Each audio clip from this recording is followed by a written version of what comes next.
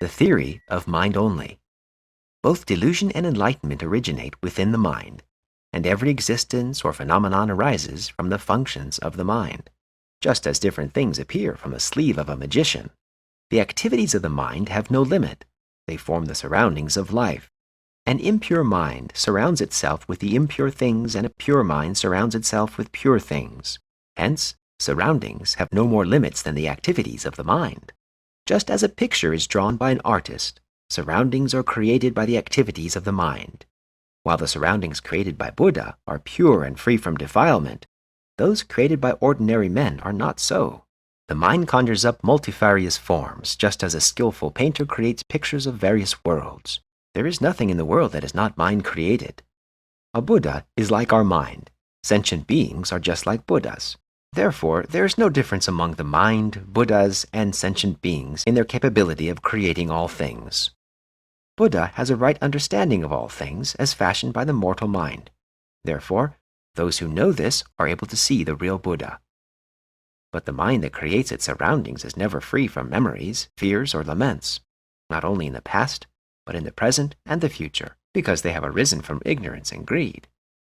It is from ignorance and greed that the world of delusion is born, and all the vast complexity of coordinating causes and conditions exists within the mind and nowhere else. Both life and death arise from the mind and exist within the mind. Hence, when the mind that concerns itself with life and death passes on, the world of life and death passes with it. An unenlightened life rises from a mind that is bewildered by its own world of delusion. If we learn that there is no world of delusion outside the mind, the bewildered mind becomes clear, and because we cease to create impure surroundings, we attain enlightenment. In this way, the world of life and death is created by the mind, is in bondage to the mind, is ruled by the mind. The mind is the master of every situation. The world of suffering is brought about by the deluded mortal mind. Therefore, all things are primarily controlled and ruled by the mind, and are created up by the mind. As the wheels follow the ox that draws the cart, so does suffering follow the person who speaks and acts with an impure mind. But if a man speaks and acts with a good mind, happiness follows him like his shadow. Those who act in evil are followed by the thought, "I have done wrong," and the memory of the act is stored to work out its inevitable retribution in the lives to follow. But those who act from good motives are made happy by the thought, "I have done good," and are made happier by the thought that the good act will bring continuing happiness in the lives to follow. If the mind is impure, it will cause the feet to stumble along a rough and difficult road.